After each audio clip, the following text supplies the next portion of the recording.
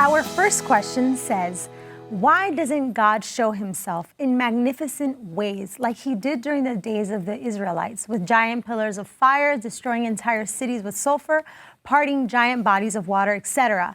But now everything that happens isn't astonishing, just really small things. And that question comes in via text.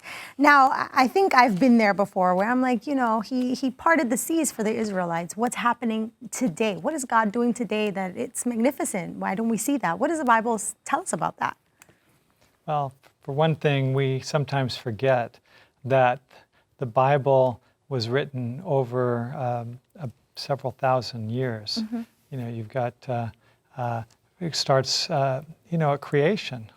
And so the stories that it tells begins thousands of years before Christ. Yes. And right up to the time of Christ and through the first century. So it actually, the story of the Bible covers, even though we can hold it in our hands in a single book, it actually covers a long period of time. Yes. So it looks like the miracles are all packed in there, but actually, the storyline of the Bible is not that way. It's spread out a lot more than it might seem at first. Mm-hmm.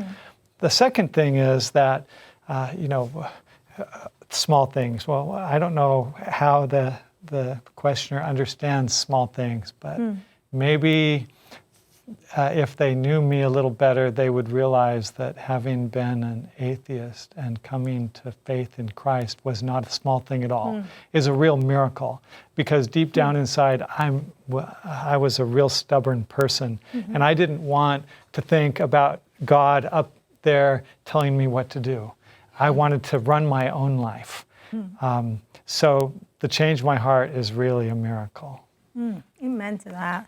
And I was actually going to say, in Romans chapter 6, the greatest miracle, the greatest act, and we talk about, the parting of the Red Sea and all of these various things. But Romans chapter 6 speaks of something that's frankly even more miraculous than the parting of the Red Sea. And I'll begin in verse 1 and go through verse 4. The Bible says in Romans chapter 6, beginning in verse 1, "What shall we say then? Shall we continue in sin that grace may abound? Certainly not. How shall we who died to sin live any longer in it?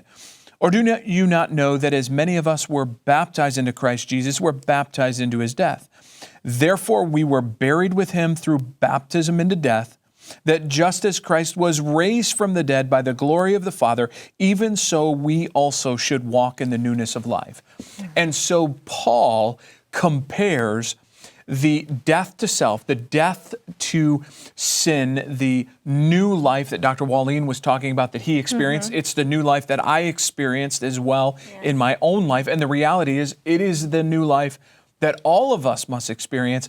It's compared to the very miracle of the resurrection of Christ. And so the miracle of a new life, and whether that new life is you've grown up in a Christian home all your life and you make a decision to follow Jesus, or the miracle is, like Dr. Wallin, an atheist, like myself, a person suffering from many different addictions, and that miraculous transformation that happens in the life of an individual is bigger than even some of the greatest miracles we've seen throughout time. But I will add, I think we do see God's hand.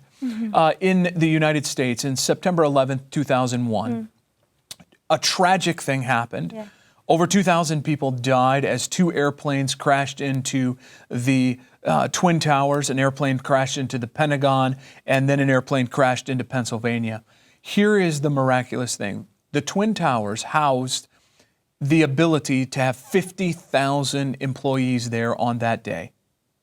Yet, and every single life of those 2,000 and some, over 2,000 people, every single of those lives is valuable in God's sight, and I don't want to minimize their loss. However, there could have been 48,000 more people there that day. God's hand is seen in very miraculous ways, and we must not discount the hand of God moving in these miraculous ways that spare lives. But again, the greatest miracle is the transformed life of someone coming to Jesus leaving their old life behind and walking in the newness of life. Amen. I think we also have to say that there are miracles that do happen. We just don't happen to personally witness them. Yes. I've heard people tell some amazing stories Yes. of visits by angels, and I've had answers to prayer, quite amazing answers sometimes to prayer. We are promised in James chapter 5, for example, that when someone is sick, it says, verse 14, is anyone among you sick? Let him call for the elders of the church and let them pray over him, anointing him with oil in the name of the Lord. And the prayer of faith will save the sick, and the Lord will raise him up. That was something I experienced. I had a person who was very sick, high fever. He was actually scheduled to do a very important meeting, evangelistic meeting that night. He asked for anointing. I anointed him. When I grabbed his hand to pray, it was hot, very hot. As soon as I applied the oil to his forehead and grabbed his hand again, it was gone. The fever was gone and his sickness was gone. Before that, he was almost delirious. His wife couldn't even understand what he was saying. Afterward, he was immediately lucid, and he preached that night, made a call for baptism. People came forward. It was a miraculous healing, really. So these things do happen today. I think that the greatest miracles sometimes can be seen, what you've said, within ourselves. Yes.